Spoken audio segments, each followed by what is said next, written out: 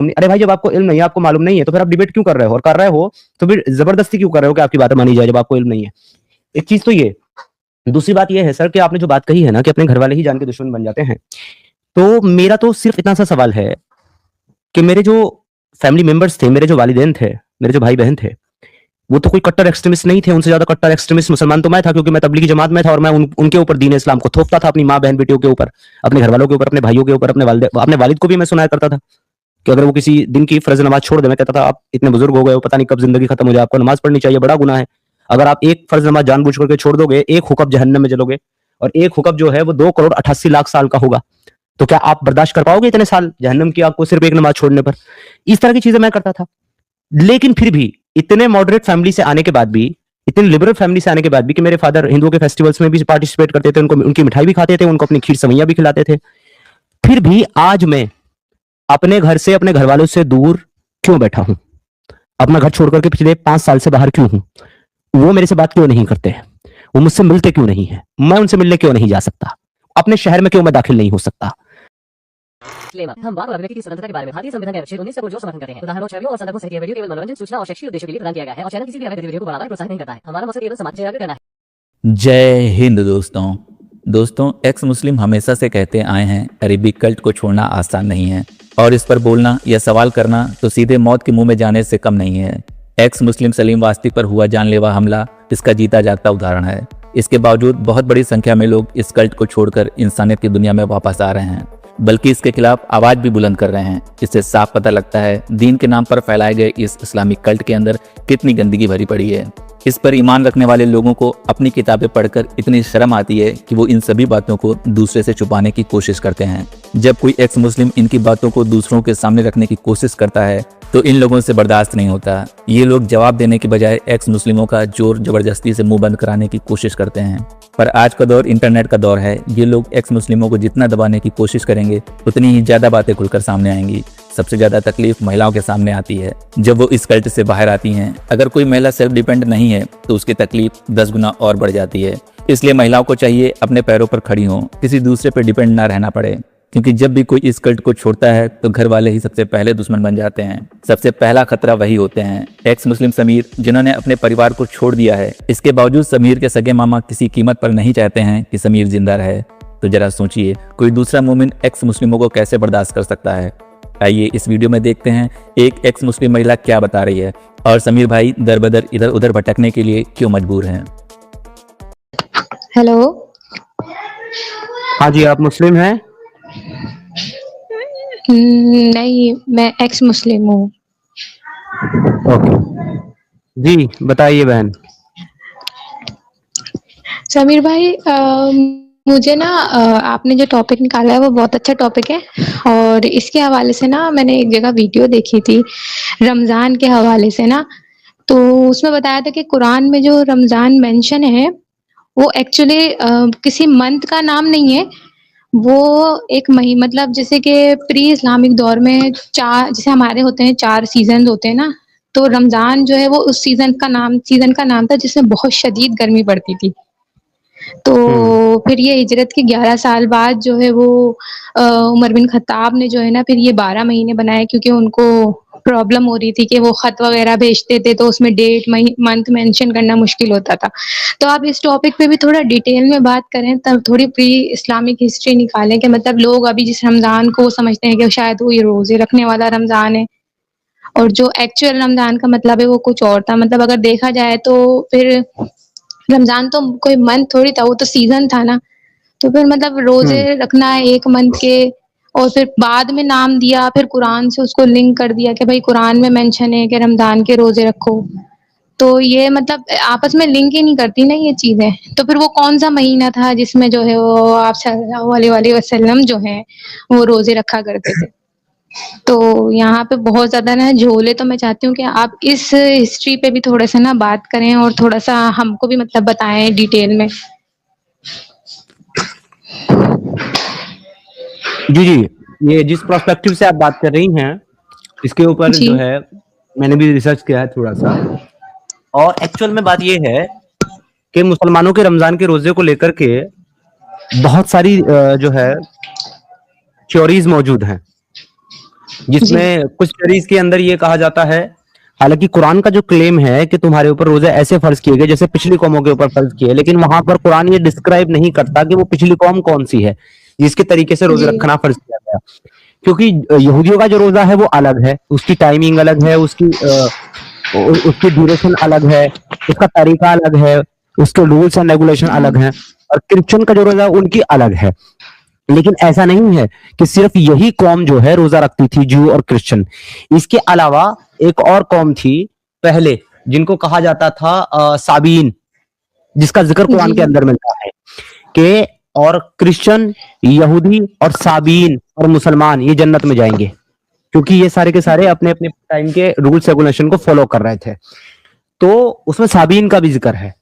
अब ये साबीन जी के बारे में थियरी आती है कि साबीन वो लोग थे जो ट्राइब्स में रहते थे, और ये लोग क्या करते थे कि ये मून जो है, चांद जो है, उसको गॉड मानते थे, मून गॉड, और उसका नाम था अल्लाह।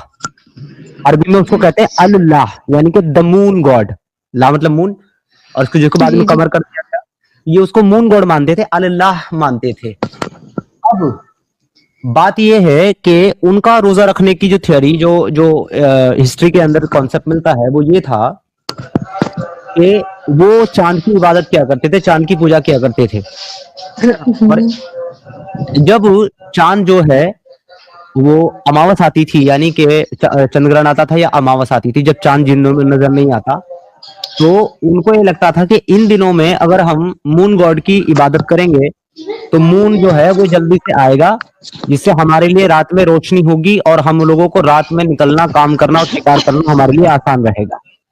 ठीक है, तो जी अब थोड़ा सा म्यूट करना, आपकी तरफ से नॉइज आ रहा है। तो इस वजह से जब चांद होता था तब तो वो अपना काम करते थे, खुश रहते थे और अपने जो है काम धंधे में लगे रहते थे। लेकिन जब चांद छिप जाया करता था तो उन दिनों में वो लोग चांद की इबादत किया करते थे, और इबादत करने के बाद उसका इबादत करने का तरीका ये था कि वो लोग रोजे रखा करते थे, फास्टिंग किया करते थे, मून गॉड को खुश करने के लिए, क्योंकि उनको लगता था कि मून जो है ना वो एक्चुअली अभी आराम कर रहा है, रेस्ट पे है, इस वजह से हम उसके लिए रोजे रखेंगे, हम भी खाने पीने से रुक जाएंगे। और जब मून वापस नजर आता था, चांद वापस नजर आता था, तो तब जाकर के वो उस दिन को खाते पीते थे, सेलिब्रेट करते थे। अब कुछ लोगों का क्लेम ये है हिस्ट्री से कि जो मुसलमानों का रोजा है 30 दिनों का, ये मून से यानी कि चांद से इसीलिए शुरू होता है और चांद रात पे इसीलिए खत्म होता है क्योंकि इन्होंने ये वहां से कॉपी पेस्ट किया है। और जैसे वो लोग चांद नजर आने पर, चांद की पहली पहली तारीख पर नजर आने पर खुश होकर के सेलिब्रेट किया करते थे, उसी कॉन्सेप्ट पे मुसलमान आज रोजे रखने के बाद ईद मनाता है। सेम वहां से कॉपी पेस्ट। एक थ्योरी ये भी निकल करके आती है, बबल ब्लूम, अगर आपने इसके बारे में सुना हो, मैंने पढ़ा इसके बारे में। आप म्यूट पर हैं।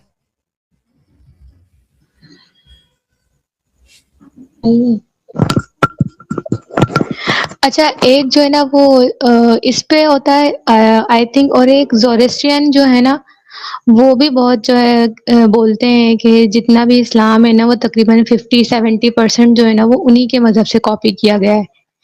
इवन मैंने एक वीडियो देखी थी, डॉक्टर काशिफ हैं वो, उन्होंने बकायदा जो है ना जितने भी मुसलमानों की जो त्योहार हैं, तहजीबें, इवन नमाजें हैं और जो तिलावत है, वो उन्होंने बकायदा उनकी पूरी वेबसाइट से निकाल कर फिर उन्होंने दिखाया था कि मतलब ये सारी चीजें जो है ना ये यहाँ से कॉपी करके जो है वो आई हैं। इवन वो अभी भी क्लेम करते हैं। तो रोजों का कॉन्सेप्ट भी है उनके उसमें मजहब में, और वो भी आई जी जी थिंक जो है वो एक तो आग की पूजा करते हैं और वो मून की भी जो है वो ना उसको भी मानते हैं। जी और जी जो बिल्कुल, खाने ये काबा सिमिलर है है। उनका। ये जोरास्ट्रियन और साबीन जो है ये एक्चुअल में सिमिलर थे काफी ज्यादा, थोड़े थोड़े डिफरेंसेस के साथ। लेकिन ये जो आपने बात कही है बिल्कुल ये सही है, और इस बात पे तो मोहर सबसे पहले कुरान ही लगा देता है जब वो ये कहता है कि तुम्हारे पर रोजे ऐसे रखना फर्ज किया जैसे पिछले कौमों पर किया था, पिछली कौमें रखती थी, जी तो उसमें पिछली कौमें सारी आ जाती हैं, इसको तो डिनाई मुसलमान कर ही नहीं सकता। मगर सबसे इंपॉर्टेंट बात यह है कि मेराज का जो वाकया बताया जाता है, जो प्रोफेट मोहम्मद ने लोगों को बताया कि मैं मेराज पे गया, अल्लाह का जी दीदार जी हुआ, ये सब किया, वो भी जोरास्ट्रियन की बुक से ही कॉपी किया गया है। एक बुक है बुक ऑफ एडम, जिसको कहते हैं गिंजा रब्बा। उस किताब से मेराज का जी, पूरा जी। वाकया कॉपी पेस्ट है, क्योंकि उनका भी एक ऐसा एंसेस्टर था यूरोपियन कॉन्सेप्ट में, जो इस तरीके के ट्रेवल पे गया था जहां उसको यही सारी चीजें, सेम चीजें दिखाई जाती हैं। हेवन दिखाया जाता है, हेल दिखाया जाता है, बहुत सारे उससे पहले के प्रॉफिट्स एंसेस्टर उसको मिलते हैं, और वो अल्लाह का दीदार भी करता है। मतलब एक्चुअली में एग्जैक्टली वैसा ही कॉपी पेस्ट वाकया मोहम्मद ने मेराज का जो है वो लोगों को सुनाया, और लोगों ने मोहम्मद की मेराज का वाकया बना करके आगे लोगों को बताया। जैसा गिंजा रब्बा में मोहम्मद के आने से तकरीबन 2000 साल, 2 से 2500 साल पहले, नहीं सॉरी, 3 से 3500 साल पहले गिंजा रब्बा बुक के अंदर मेंशन किया गया था, और उसके लोग अपनी स्टोरी टेलिंग में उसको इस्तेमाल करते थे। ऐसी बहुत सारी चीजें हैं, मल्टीपल चीजें हैं।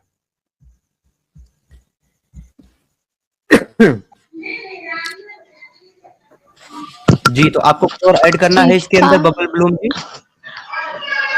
नहीं, नहीं, बस मुझे आपसे यही बात करनी थी और आप लोग बहुत अच्छा काम कर रहे हैं और मैं उम्मीद करती हूँ कि ना ये जो है ना, ये पूरी दुनिया को पता चले। आपकी वीडियोज़ जो है ना, वो सिर्फ़ 1000, 2000 नहीं, बिलियंस लोगों तक होनी चाहिए। मतलब जो लोग आउट ऑफ द मतलब से कंट्री जो है ना, वो सोचते हैं कि मतलब इस्लाम कबूल कर लेते हैं, हम बहुत सेफ हो जाएँगे। तो मैं देखती हूँ तो मेरे को सोचती हूँ, बोलती हूँ कि हम यहाँ फँसे हुए हैं और आप लोगों को जो है यहाँ आना है, तो मतलब सब झूठ-झूठ सुन के और करते हैं कि हाँ भई बहुत अच्छा है, सब ये है, वो है। इवन मैं जो है वो अपने घर में ही हूँ और मेरे आस-पास ही हो रहा होता है, लेकिन मैं किसी को मतलब कुछ बोल ही नहीं पाती ना, यहाँ पे बोलना ही बहुत मुश्किल है इस्लामिक कंट्री में रहते हुए कुछ भी, और कुछ बोलो तो फिर मतलब चुप करवा देते हैं कि नहीं तुम गलत हो या ये है या बस जैसा हो रहा है होने दो, किसी के सामने मत बोलना। तो बस एक ये फ्रस्ट्रेशन थोड़ी-सी रहती है, लेकिन मुझे उम्मीद है कि आप लोग का काम जो है ना वो सब तक पहुँचेगा और मैं मेरा बस नहीं चले मैं आप लोगों को ना बोलूँ कि आप लोग जो है ना यहाँ हमारी कंट्री में आके भी आप लोग टीवी पे डिबेट करें। क्योंकि ताकि सबको पता चले, जब टीवी पे देखो तो यही सारी बातें आ रही होती हैं और इतने झूठ-झूठ मतलब जो मैंने हदीसें आप लोगों की वीडियोज़ से सीखा और जब मैंने खुद भी रिसर्च करी है ना, तो मुझे बहुत कुछ जो है ना वो मालूम हुआ है और जब मैं इनके झूठ सुनती हूँ ना तो फिर मेरे को और जो है ना बहुत फ्रस्ट्रेशन होती है। तो इसलिए बस इतना ही कहना है मुझे, आप लोग बहुत अच्छा काम कर रहे हैं, आप लोग हेल्दी रहें, खुश रहें और इस तरह से सालों-साल जो है ना काम करते रहें ताकि सबको ये सच पता चले। Thank you. जी, बिल्कुल, लेकिन आपने बहुत बड़ी बात कही है कि आपकी कंट्री में टीवी पे लोग आकर के डिबेट करें। हालाँकि आपको वहाँ के हाल पता ही है, मैं आपके एक्सेंट से समझ पा रहा हूँ कि आप किस कंट्री से हैं। वहाँ के हालात आपको बहुत अच्छे से पता है, मुझसे बेहतर पता है। वहाँ लोगों को सिर्फ सवाल पूछने पे कत्ल कर दिया जाता है, ब्लास्फेमी का इल्ज़ाम लगा कर के जेलों में डाल दिया जाता है, फांसी चढ़ा दिया जाता है। लेकिन उसके बाद भी आप लोग वहाँ पर एक बाकायदा ऑर्गेनाइज़ेशन चला रहे हैं, पाकिस्तान जैसी कंट्री के अंदर, और लाखों की तादाद में एक्स मुस्लिम्स वहाँ पर लोग बन रहे हैं। ये बहुत बड़ी अचीवमेंट है।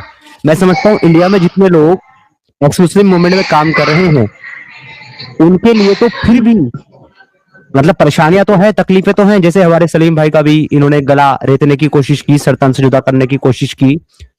ये उनकी किस्मत अच्छी थी, परमात्मा की इच्छा थी कि वो बच गए, और इनका अल्लाह भी जो है शायद वो नहीं चाहता था कि सलीम भाई इस दुनिया से जाएं और इस काम को रोकें, इसलिए वो बच गए।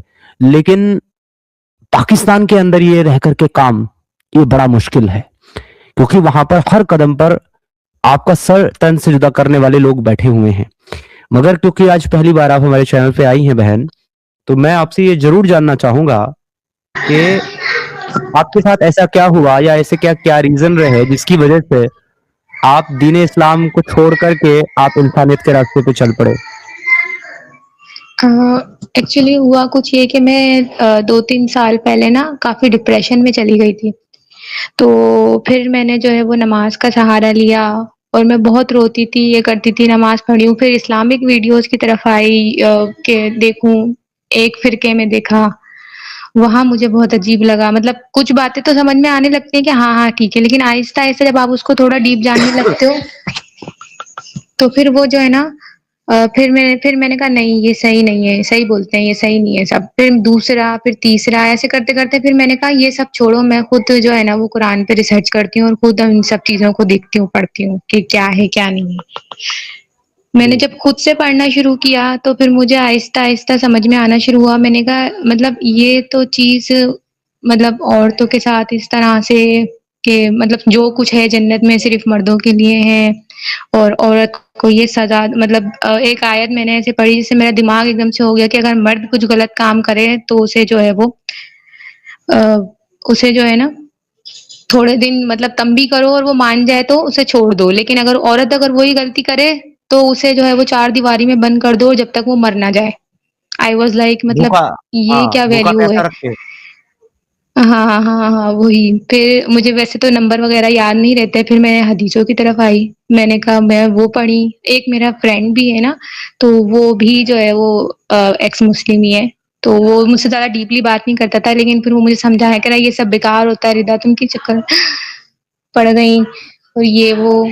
तो उसके बाद फिर जब मैंने पढ़ा, तो फिर मैंने कहा नहीं कुछ तो है। फिर मैंने आप जब यूट्यूब पे आप लोगों की वीडियो देखी तो सर्च करते-करते फिर आप लोगों की वीडियोज़ भी आने लगती हैं ना, साहिल की या एडम आप, ज़फ़र तो फिर इनकी वीडियोज़ को जब मैंने अच्छे से देखा ना तब मेरे समझ में आ गया। मैंने कहा नहीं ये सब जो है ना तो इसके बाद फिर मेरे को एक बहुत खतरनाक वाला डिप्रेशन और हुआ कि आज तक मैं जो कुछ मानती हुई आ रही थी, जितनी मैंने सब कुछ किया वो सब बिल्कुल बेकार था। लेकिन अब शुक्र है मैं उस सब से जो है ना वो निकल गई हूँ और अब मैं आप लोगों को फुली सपोर्ट करती हूँ। बल्कि अब मुझे ये डिप्रेशन होता है कि मैं यहाँ रहती हूँ और ये सब चीज़ें मेरे आस-पास हो रही हैं और मैं कुछ कर नहीं सकती।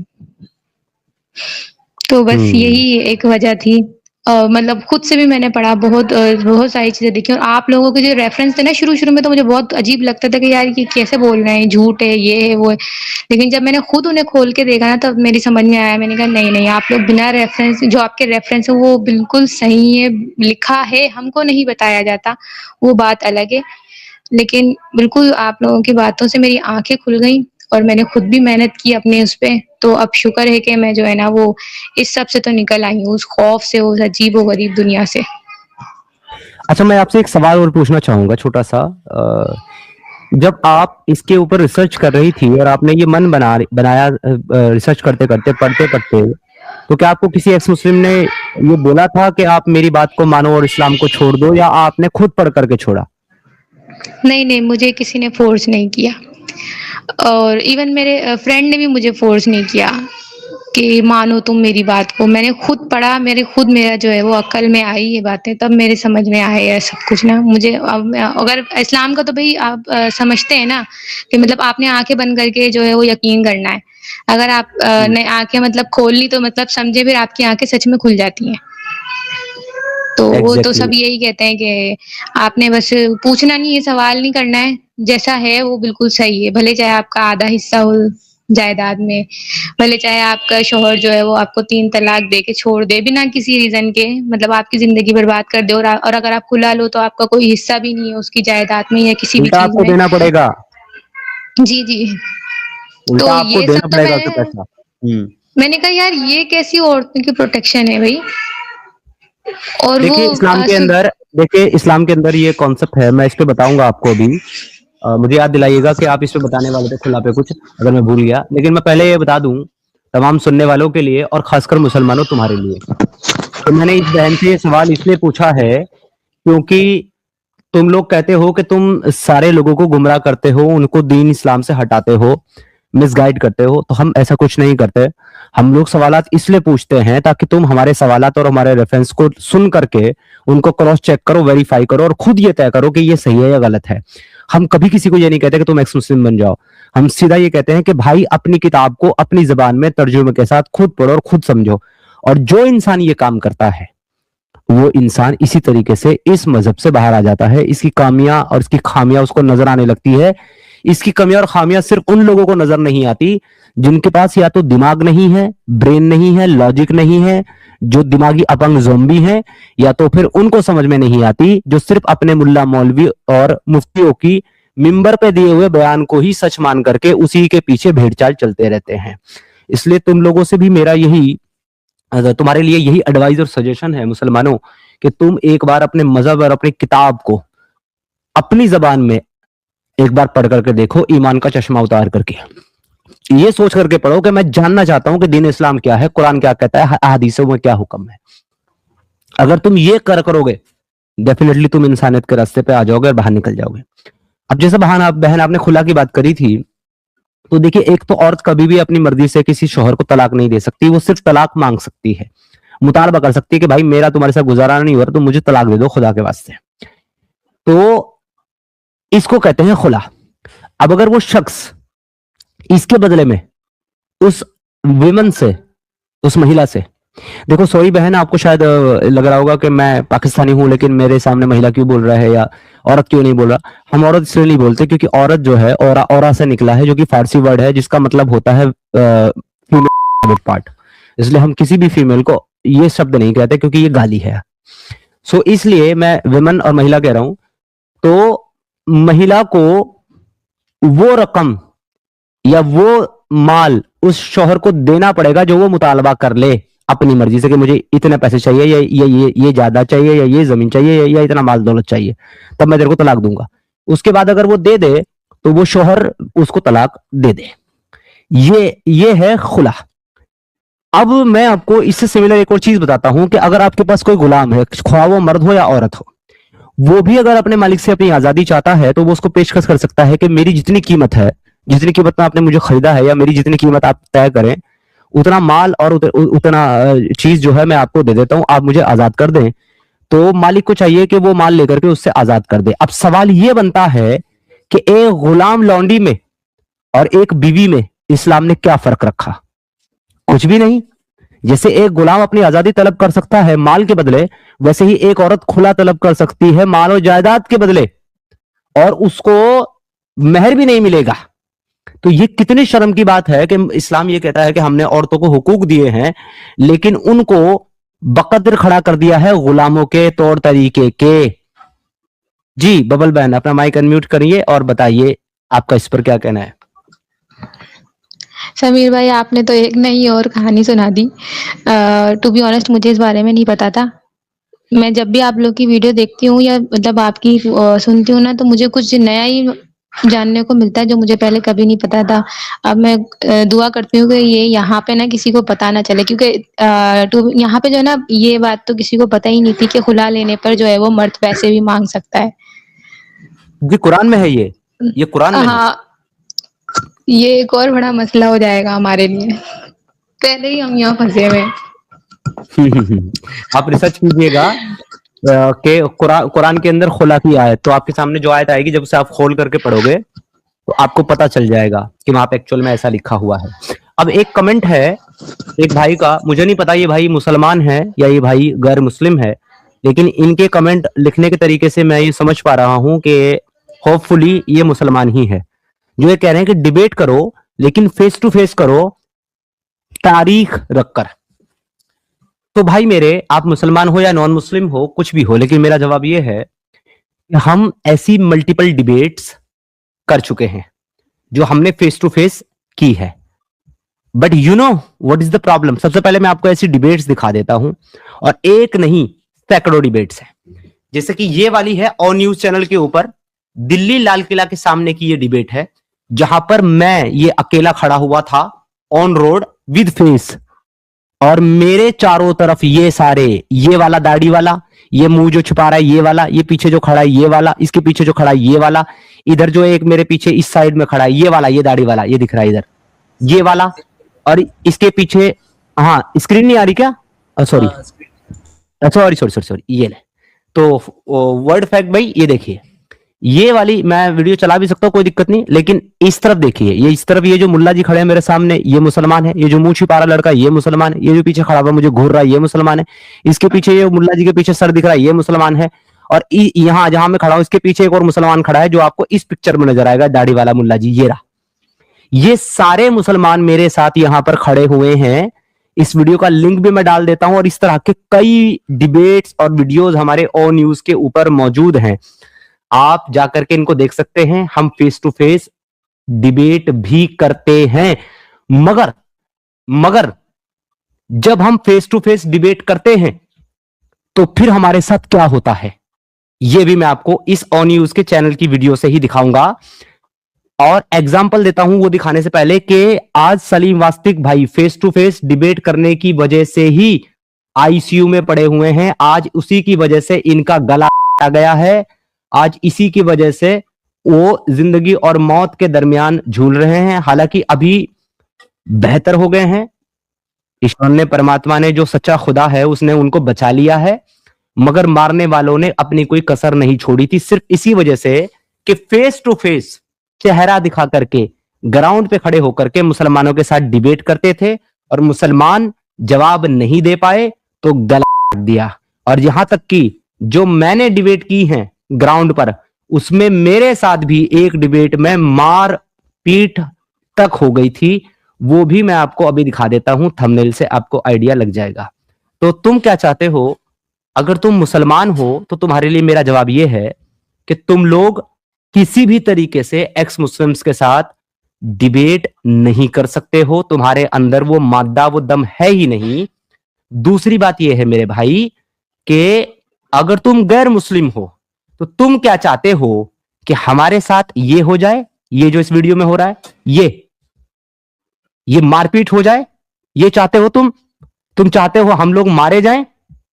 अगर तुम ये चाहते हो तो फिर तो तुम ये एडवाइस दो कि हम फेस टू फेस डिबेट करें। एज अ गैर मुस्लिम तुम्हारे लिए जवाब है, और एज ए मुस्लिम तुम्हारे लिए ये जवाब है कि तुमसे डिबेट फेस टू फेस भी नहीं होनी हमसे। ये देखो, ये देखो, ये देखो, ये दिख रहा है कैसे मारपीट हो रही है? देख रहे हो? ये मुल्ला और ये मुल्ला, और ये देखो कैसे मेरे ऊपर चढ़ गए मारने के लिए। देखो, ये देखो, दिखा? फेस टू फेस डिबेट में तुम लोग ये करते हो बेटा। हम कर ले फेस टू फेस डिबेट, हमें कोई दिक्कत नहीं है, पर तुम लोग इतने बड़े जाहिल हो, ये करोगे। और ये तब कर रहे हैं मुसलमान जब वो नेशनल मीडिया के कैमरे के ऊपर है। ऑन न्यूज हिंदी मेरा चैनल नहीं है, न्यूज चैनल है, ये वहां कर रहे हैं। तो सोचो जब ये ऑफलाइन होंगे तो ये क्या करेंगे। तो इसलिए कुछ भी बकने से पहले जाकर के चेक कर लिया करो फैक्ट। ज़ोंबी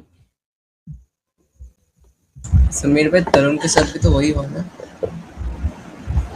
बिल्कुल तरुण के साथ हुआ है, लेकिन तरुण का मामला देखिए अलग है। तरुण डिबेट नहीं कर रहा था किसी के साथ, तरुण एक्स मुस्लिम नहीं था। ये हमें डिबेट की बात कर रहा है, मैं उसका जवाब दे रहा हूं। हाँ, तरुण काफिर है, इसका वो गलती है। तो बबल सिस्टर, आपको कुछ और ऐड करना है या फिर मैं नेक्स्ट कॉलर के साथ बात करूं? जी मैं ये बता नहीं दूं, नहीं, जो आप आप बात लोगों कर का रहे बहुत बहुत शुक्रिया, और आपका समीर बहुत शुक्रिया कि आपने जो है ना मुझे मौका दिया मेरी बात कहने का। आप लोग अपना ख्याल रखिएगा। ओके, टेक जी केयर, बाय। बिल्कुल, आप भी अपना ख्याल रखिएगा बहन। Please be safe. ज़ोंबी आपके आसपास हैं तो प्लीज सेफ्टी का ध्यान रखिएगा। Thank you so much sister ji, for thank joining you. Us. Okay ji, take care. Sameer sahab, अभी जो आप बता रहे थे ना, जो बाहर, ये मैंने तमाम आपकी वीडियोस देखी हैं, उनके चेहरे, उनके एक्सप्रेशन सब नजर आ रहा है कि उनको मौका चाहिए कि अटैक कर दे। वो तो चले एक जी बाहर के लोग हैं। अगर यही बातें आप अपनी फैमिली की गैदरिंग में करेंगे ना, तो आपका कोई भाई, आपकी माँ या आपका बाप या आपका कोई रिश्तेदार वही आपको मारने के लिए उतावला हो जाएगा। वही कोशिश कर रहा होगा कि मैं किसी तरह से मार दूं या इसको मरवा दूं। ये बहुत खतरनाक मजहब है, इतना आसान नहीं है। हम ये सोचते हैं कि नहीं, ये हमारे खून के रिलेशन है, ये ऐसा नहीं करेंगे, पर ऐसा नहीं है। लोगों के साथ हुआ है। यूएस में ओहायो स्टेट में सगी माँ ने अपने 18-19 साल के बच्चे पे छुरियों से वार की, छुरियों से। देख लें गूगल पे जाके कि उसने जब इस्लाम के सवालात उठाए, लड़कियों को अपने कत्ल किया है। ये अजीब सी एक माइंड सेट है, करप्शन। दूसरा ये कि 99% आपने जो डिबेट की है, बाहर जाके जो डिबेट, आपने खुद भी ये फील किया होगा कि उन लोगों को ना कुरान का पता होता है ना हदीस का पता होता है, मगर जज्बाती और इमोशनल इतने ज्यादा होते हैं कि बस मौका नहीं ढूंढ रहे होते कि बस्ती ने चढ़ा के मारना शुरू कर दें। कुछ नहीं पता इनको, किसी हदीस का नहीं पता, किसी गजवा का नहीं पता, किसी सरिया का नहीं पता, किसी जंग का नहीं पता, किस तरीके से मोहम्मद ने लोगों को कत्ल करवाया, किस तरीके से ये सेटअप बनाया, किस तरह कॉपी पेस्ट किया दूसरे मज़ाहिब, मालूम ही कुछ नहीं। बस ये है कि कॉन्फिडेंस बहुत ज्यादा है ये हम सबसे अच्छे मजहब हैं, हम सबसे बेहतरीन। तो एनीवे जी उधर भी भाई इवन जो पहला डिबेट है, पहला जो वीडियो था जो मैंने दिखाया था, उसमें वो जो एक कश्मीरी मुस्लिम था ना जो मेरे सामने खड़ा हुआ डिबेट कर रहा है मुल्ला जी, वो जी जी बड़ी बड़ी बातें कर रहा, बड़ी बड़ी बातें कर रहा है, मेरे से बात करो, मुझे सवाल पूछो, मैं बताऊंगा। और जब भी वो मेरे सवाल का जवाब नहीं दे पाता तो फंसता तो बोलता था मुझे इतना इल्म नहीं है, आपको मेरे से ज्यादा है। जी, आप, मैंने देखा था। जब भी वो तो बात मतलब होती थी कहते थे मुझे मालूम नहीं। मुझे इल्म नहीं, मुझे मालूम नहीं। अरे भाई जब आपको इल्म नहीं है, आपको मालूम नहीं है, तो फिर आप डिबेट क्यों कर रहे हो? और कर रहे हो तो फिर जबरदस्ती क्यों कर रहे हो कि आपकी बातें मानी जाए जब आपको इल्म नहीं है? एक चीज तो ये। दूसरी बात ये है सर कि आपने जो बात कही है ना कि अपने घर वाले ही जान के दुश्मन बन जाते हैं, तो मेरा तो सिर्फ इतना सा सवाल है कि मेरे जो फैमिली मेंबर्स थे, मेरे जो वालिदैन थे, मेरे जो भाई बहन थे, वो तो कोई कट्टर एक्सट्रीमिस्ट नहीं थे। उनसे ज्यादा कट्टर एक्सट्रीमिस्ट मुसलमान तो मैं था, क्योंकि मैं तबलीगी जमात में था और मैं उनके ऊपर दीन इस्लाम को थोपता था, अपनी माँ बहन बेटियों के ऊपर, अपने घर वालों के ऊपर, अपने भाइयों के ऊपर, अपने वालिद को भी मैं सुनाया करता था कि अगर वो किसी दिन की फर्ज नमाज छोड़ दे, मैं कहता था आप इतने बुजुर्ग हो गए हो, पता नहीं कब जिंदगी खत्म हो जाए, आपको नमाज पढ़नी चाहिए, बड़ा गुनाह है। अगर आप एक फर्ज नमाज जानबूझ करके छोड़ दोगे, एक हुक्म जहन्नम में जलोगे, और एक हुक्म जो है वो 2,88,00,000 साल का होगा। तो क्या आप बर्दाश्त कर पाओगे इतने साल जहन्नम की आग को सिर्फ एक नमाज छोड़ने पर? इस तरह की चीजें मैं करता था। लेकिन फिर भी इतने मॉडरेट फैमिली से आने के बाद भी, इतनी लिबरल फैमिली से आने के बाद भी, कि मेरे फादर हिंदुओं के फेस्टिवल्स में भी पार्टिसिपेट करते थे, उनको उनकी मिठाई भी खाते थे, उनको अपनी खीर सवैया भी खिलाते थे, फिर भी आज मैं अपने घर से, अपने घर वालों से दूर क्यों बैठा हूं? अपना घर छोड़ करके पिछले 5 साल से बाहर क्यों हूं? वो मेरे से बात क्यों नहीं करते? वो मुझसे मिलते क्यों नहीं है? मैं उनसे मिलने क्यों नहीं जा सकता? अपने शहर में क्यों मैं दाखिल नहीं हो सकता? तो जनाब इसका कारण जो है वो मेरे अपने रिश्तेदार और मेरे अपने मोहल्ले शहर के मुसलमान ही हैं, जिन्होंने मेरे सर के ऊपर रुड़की जिला हरिद्वार के अंदर 10 लाख रुपए का इनाम रखा हुआ है। अगर कोई भी आदमी इसका सर काट करके ले आए तो 10 लाख रुपए का इनाम देंगे उसको, और अलग से चंदा इकट्ठा करके और देंगे। 10 लाख का इनाम तो देंगे और भी एडिशनल चंदा इकट्ठा करके देंगे। मेरे ही अपने मामा ने मेरे बाप को कहा था अगर तू इसे मार नहीं सकता तो मुझे दे दे, मैं मार दूंगा, या तो इसको समझा दे कि इस दीन इस्लाम के खिलाफ बोलना बंद कर दे और इस्लाम में वापस आ जाए। और उसी इंडिया टीवी पर जाकर के दोबारा इंटरव्यू दे, जिसपे इंटरव्यू दे करके आया है कि मैंने जो कुछ बोला वो मेरी गलतफहमी थी, मैं गलत था, इस्लाम अच्छा मजहब है, मैं इसको वापस कबूल कर रहा हूं। तो ठीक है, नहीं तो इसको मार दे, नहीं मारता है तो हमें सौंप दे, हम मार देंगे। और जब मेरे वालिदैन इस चीज के लिए तैयार नहीं हुए कि भाई क्यों मार दें उसको हम समझाएंगे, आज नहीं मानेगा, 6 महीने बाद मानेगा, साल बाद मानेगा, कभी तो समझ में आएगी, मारना क्यों है। तो उन्होंने मेरे घर वालों को धमकी दी कि तुम्हारे साथ हर तरह के रिश्ते खत्म कर देंगे, बिरादरी से हुक्का तानी बंद कर देंगे, ना तुम्हारी लड़की कोई लेगा ना तुम्हें कोई देगा, और साथ ही साथ जितनी लड़कियां तुम्हारी हमारी रिश्तेदारी में है वो सबको तलाक देकर के तुम्हारे घर भेज देंगे। इस तरीके का प्रेशर मेरी फैमिली पे बनाया, मजबूर किया मुझे अपनी फैमिली की वजह से, कि मेरी वजह से मेरी फैमिली को नुकसान ना पहुंचे, या उनको तकलीफ ना हो, या उनको स्ट्रगल ना करना पड़े। मैंने साहब अपने बीवी बच्चों समेत अपने पूरे परिवार को छोड़ दिया। तो ये इनकी कट्टरता का जीता जागता एग्जाम्पल बैठा हूं मैं सर आपके सामने। तो देखा दोस्तों, यही है असली इस्लाम। आपने अभी तक हमारे चैनल को सब्सक्राइब नहीं किया है तो प्लीज़ कर लें, साथ में बेल बटन भी दबा दें, जिससे हमारी आने वाली वीडियो लगातार आप तक पहुंचती रहे। हम आगे भी इसी तरह इस्लामिक कल्ट को आपके सामने पेश करते रहेंगे। वीडियो अच्छा लगा हो तो लाइक, शेयर और कमेंट जरूर करें। इस्लामिक कल्ट से बचें, अपना ख्याल रखें। जय हिंद, वंदे मातरम।